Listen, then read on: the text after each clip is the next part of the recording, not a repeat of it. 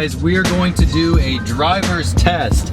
I randomly found these cones while I was traveling, and if you're not from the States or you've never lived in Ohio, part of the driver's test is actually to maneuver in and out of these. So I'm gonna see how rusty I am and if I can do that in this 2014 Audi A5. And you guys are gonna get a live snapshot of exactly what I'm doing, so I'll narrate really quick. So you have to go through here, and then you gotta swing it to the right, and then you gotta swing it back to the left, and then you're gonna be parallel with this rear cone, which I'm not sure you can see.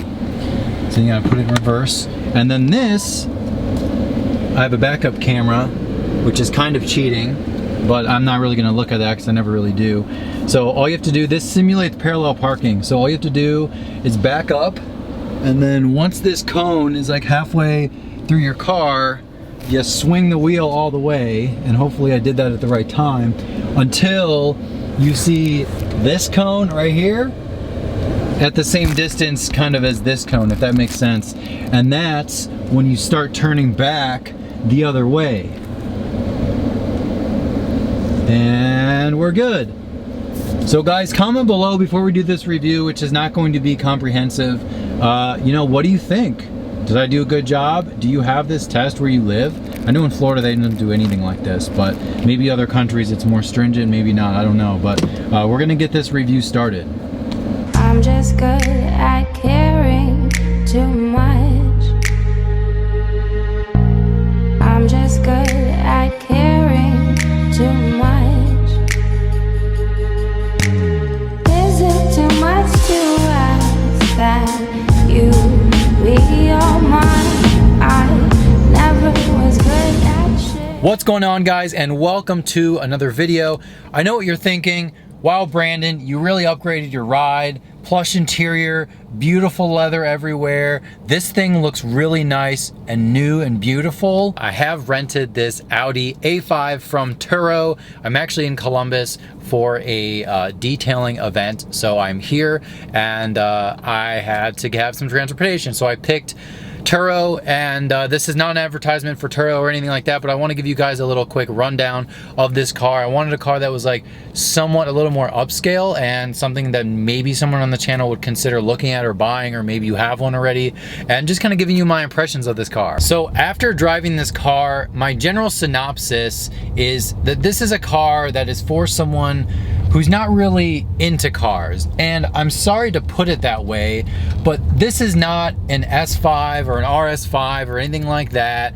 This is not a high performance car that you'd buy. This is a nice, sleek, sporty coupe. You know, the interior is very nice. Get onto a back road here, and this thing has an 8-speed transmission. It's automatic, of course, because all the cars on Turo are pretty much automatic. The transmission is fine. There's really nothing to write home about it. It shifts, but at the end of the day, I'm gonna keep going back to the point. If you really want a high performance vehicle, this will probably let you down in that category. You know, it's a nice car. You know, it's nicer than, you know, like a Camry or something like that. It has all-wheel drive, and you know, it has a nice body on the outside. The inside is very nice as well. It has the speedo, it has all that good stuff, but it's only really got to like just over 200 horsepower. I looked it up, it's like 220 horsepower for a little four-banger. You know, this thing was not created for high performance driving or anything like that. Was really just created for the masses, and that's really what we're dealing with here, is a car that appeals to the general public. So guys, when you're watching my video right now, you know, don't be upset that I'm not really like into this car, but that's not the point. I did mention that the interior is actually really nice. There's leather everywhere. This is definitely a higher spec car. It has a backup camera. It has a nice Bang & Olufsen sound system. Cool beans.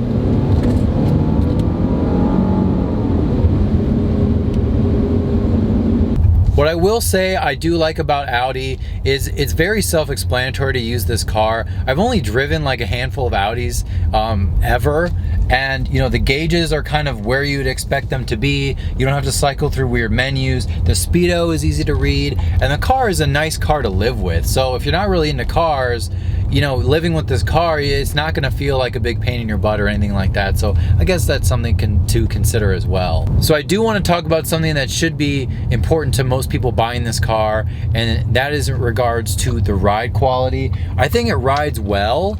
But I will say, as soon as you start pushing it like around an off ramp or an on ramp or whatever it happens to be, it doesn't really like it. You know, it doesn't have a lot of power. The suspension gets all like unpredictable, and it's hard to kind of place in the lane.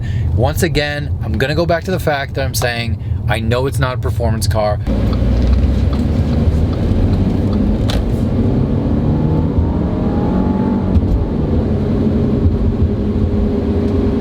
And if you guys are wondering what this thing sounds like, I'm not even going to put an exhaust note because it literally like doesn't have one.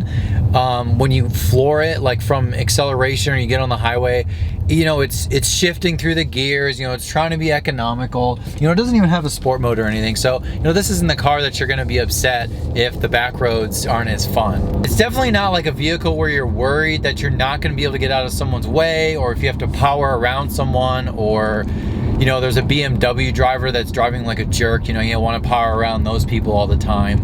You definitely want to have enough power to do that, but you're just not going to really have that power at your fingertips in this car. I drove an S5, so if you guys are OGs of the channel, I actually rented, I think it was from Turo as well. I keep renting Audis. Maybe that's a sign. You know, maybe that's foreshadowing what's going to happen in later in my life. But anyways, I remember the S5.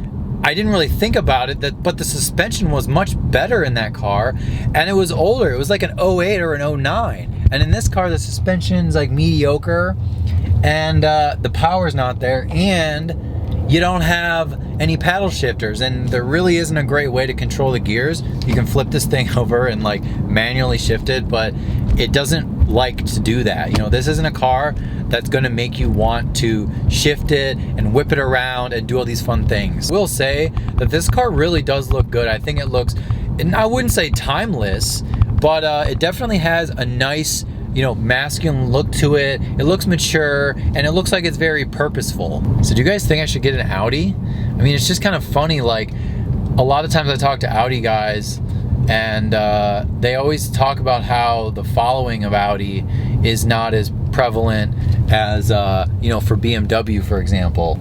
And lastly, don't hate on me for not going into crazy specs in this car. It has a nice little pano sunroof. You know, it has all of the tech that was available in 2014. Just assume that this car has it. Has heated seats. It has all that fun stuff. So there's your answer if you're worried about tech. Since I had the opportunity to do a video on this car, I figured it was worth it to mention a couple things here and there, because I do like kind of the real aspect of driving different cars. You know, this is the real. I was renting this car for several days. I'm driving it around. It's very easy to live with, but it's definitely not a powerful vehicle, but it really looks good from the outside. Like when you see it driving down the road, it's definitely a good looking car. So comment below if I forgot anything that I can clarify for you. For sure I'll do that, and I will see you guys next time. All right, there she goes.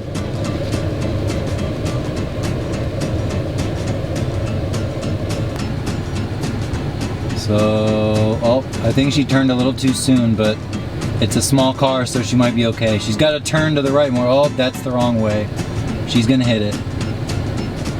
Or not. Oh, that was actually decent. I think her driver's side bumper is really close to that cone on the left. Look, she's going right for it. She's going right for it. Oh, oh. Totally angled.